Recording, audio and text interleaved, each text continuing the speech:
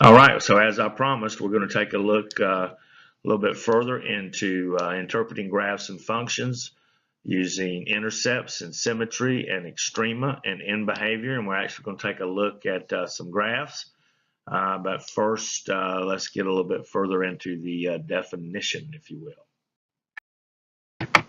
Okay, so let's just provide a little definition here for intercepts and symmetry. And to interpret a graph of a function, we can estimate and interpret key features, and one of those being the intercepts of a graph, which are the points where the graph intersects the axis. And the y-coordinate of the point in which the graph intersects the y-axis is what we call the y-intercept. And as you might imagine, the x-coordinate of the point at which the graph intersects the x-axis is called an x-intercept. So let's take a look here at a graph or two, and we're going to think about intercepts. All right, I'm on page 56 in our textbook. I'm looking at real-world example, interpret intercepts. And here we have two graphs. We got one on the left, one on the right. This one on the left here, we can see that our y-axis is running right at the extreme left end of the graph, and our x-axis is running down here right at the bottom. This would be a nonlinear function, as we learned from the lesson before, because it is not a straight line, it's curved. And we do, in fact, have both a y-intercept and an x-intercept. And so over here on the left, we can see where we've got a y-intercept, and it looks like it's probably crossing the graph, somewhere between 10 and 20, maybe 15, somewhere in here, maybe 15 right there. But right there, where it hits this part right there, is our y-intercept. And over here, maybe about 7, doesn't look like it's quite 7.5. Right there, our graph is hitting the x-axis, where x equals about maybe, let's just say 7.4. Now on the right over here, we also have a linear function. This is a straight line. And if you notice that our y-axis, rather than being on the left-hand end, our y-axis is running right about through here. And our x-axis, horizontal axis, is running right along this line right there. And again, we have both a y-intercept and an x-intercept on this graph. Our y-intercept is hitting the graph right here. I'm going to draw a little circle around it, right about there, and that would appear to be at -5. So the y-intercept on this one, we're going to say is -5. Because here's -5 right here on the graph. We've got a scale of 10 going here. And on our horizontal axis, our scale is in 1, and we can see that we have an x-intercept where x is equal to 1. So our x-intercept on this graph is 1. So we have y-intercept minus 5, x-intercept of 1.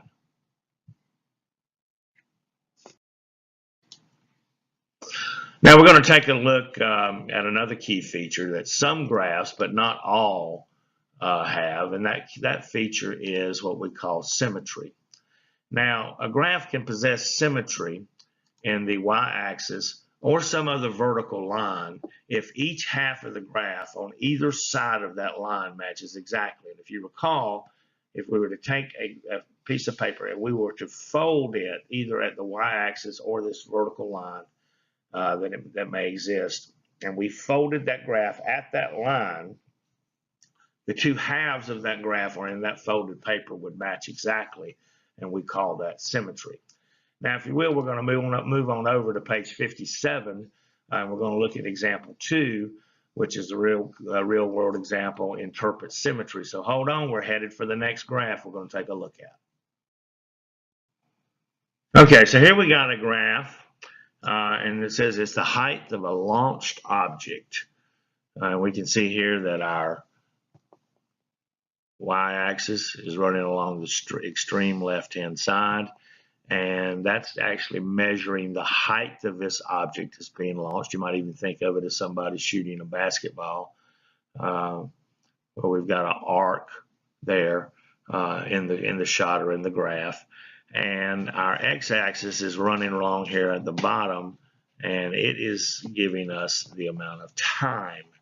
So as a object climbs to certain heights and then decreases, it's telling us down here in the horizontal axis how many seconds, time parentheses s meaning seconds, that it's taking for this object to travel both this increasing height and this decreasing height.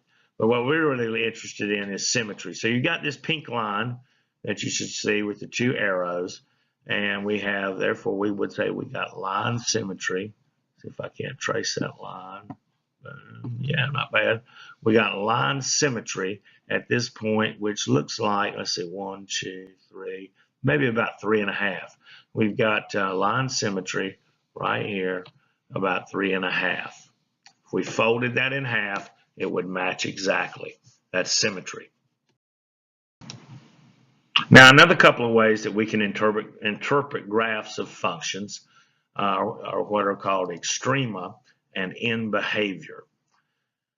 Now, when we're thinking about extrema and in behavior, we're looking at things that involves estimating and interpreting where the function is increasing or maybe decreasing, or where it may be positive. Remember, positive is when the graph lies above the x-axis, negative where it lies below the x-axis. And then does the function have any extreme values, points that are high and low points within the graph. And so let's just see if we can take a look at some graphs and identify increasing and decreasing, positive and negative, and relative maxima and relative minima. Okay, so we got 4 graphs here that we're looking at. I'm looking here at right now at what would be the top left as you're looking at this on the screen. And then we were interpreting, okay, where is the graph positive and where is it negative? So here we've got our, let's see, let me find this color right here. How about blue? I don't see blue on there. Okay, so here's our x-axis running right along here. Okay, and so we can see that in this portion of the graph, it is in fact positive. It's above the x-axis. And then we take a little dip right here. We take a dip right here, and that's negative. Then it circles back up again. We're going from left to right. It circles back up again. Now the graph is in the positive direction. We can see right here. And then it dips down below the x-axis, and we can see that it's in negative territory. And all of that, the positive and negative, we can look at it one way, which is it above the x-axis or below? But we can also consider that, if you will, in the from the vantage point of the y-axis, because above the x-axis, y is a positive number, and below the x-axis, y is going to be a negative number. And so we're really looking, even though we're viewing it from what is it above or below the x-axis, what we're really defining is what's the value of y. Is y a positive number or is y a negative number? Now, on the one at the top right is kind of similar to what we were just looking at, except our intervals don't necessarily tie us to the x-axis. And here we're looking at, okay, where's the function increasing and where might it be decreasing? And so we have this graph here, and we're always looking at the graphs now. We're reading them just like we would a book from left to right.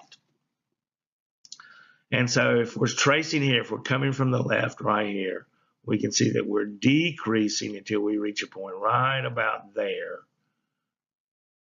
And so on this interval, from left to right, we are decreasing. And then we start coming up. You can see us coming up. We've gone above the x-axis. We're hitting a little high point here. And so from this interval, from here, from this interval to this interval, the graph is increasing. And then we see it turn back down again as it is headed towards infinity. as x is headed towards infinity. And we see that our graph is in fact decreasing.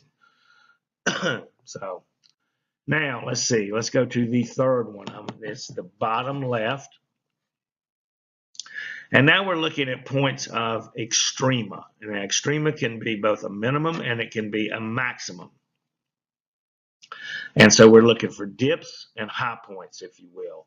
And so let's see right here, this point right here is what is called a relative minima. You can see that it hits a low point in the graph. Now, there's also a concept called absolute minima, but we don't have absolute minima at all on this graph because in this graph, it is headed lower. Y values are getting increasingly negative as it heads down, as it follows that arrow down in that direction as x is moving to positive infinity. Our graph is moving toward, f of x is actually moving towards negative infinity. And so it's lower, this is a lower point than what our relative minimum is. But at the same time, on this particular graph, we also have a relative maximum. Here's a high point on the graph, right here where the dot is inside that circle that I just drew. And again, it's a relative maximum because it's not absolute, because our end behavior is taking us off up in this direction. And so it's going higher and higher than this point here. And then lastly, in the bottom right-hand corner, we're looking at end behavior. Now, end behavior is concerned with these points. Where is the graph headed off to as it continues to even maybe go off the scale? And so as we are moving, if we're looking at left end behavior right here, we can see that as x is decreasing, x going this way, it's getting smaller and smaller, but y is getting larger and larger. It's increasing. And so we have increasing end behavior. And again, when we're talking end behavior, the only thing we're thinking about is the very ends of the graph. And then down here, we see that in our right side end behavior, well, it is decreasing. It's headed lower. And so as x is increasing, x is headed in this direction, our end behavior is going further and further down. It is decreasing. So here we have left end behavior is increasing, right end behavior is decreasing, where the ends of the graph are going in behavior.